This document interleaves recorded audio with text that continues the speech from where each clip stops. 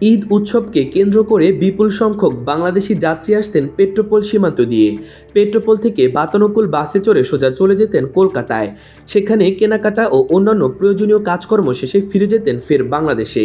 কিন্তু গত জুলাই আগস্টে বাংলাদেশের রাজনৈতিক অস্থিরতা শুরুর পর সে দেশ থেকে যাত্রী আসা কমে গেছে। পেট্রোপোল সীমান্ত থেকে 25টি ট্যাক্সি কলকাতায় যাতায়াত করে থাকে।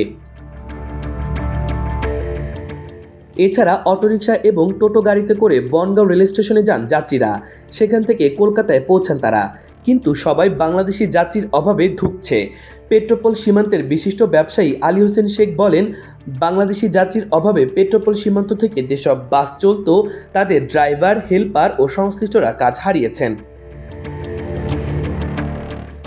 স্বাভাবিক অবস্থায় পেট্রোপোল এবং কলকাতার মধ্যে নিয়মিত 20টি বাস যাতায়াত করে। এখানে বিভিন্ন সংস্থার কমপক্ষে 30টি বাস রয়েছে। 7-8 জন মালিক সেগুলো পরিচালনা করেন। দেশ ট্রাভেলস সংস্থার কর্ণধার আলী হোসেন শেখ আরও বলেন, তার 8টি বাস রয়েছে। কলকাতা ও পেট্রোপোলের অফিস এবং বিভিন্ন ক্ষেত্রে এর সঙ্গে যুক্ত রয়েছেন 56 জন কর্মী। বাংলাদেশি যাত্রী না থাকায় এখন মাত্র একটি বাস চলছে। তিনি আরও বলেন, সেখান থেকে মেডিকেল ভিসায় যাত্রীরা কেবল আসতে পারছেন। পেট্রোপোল থেকে কলকাতার উদ্দেশ্যে ছেড়ে যাওয়া বাসের আসন সংখ্যা 45টি হলেও বর্তমানে মাত্র 15 থেকে 20 জন যাত্রী পাওয়া যাচ্ছে।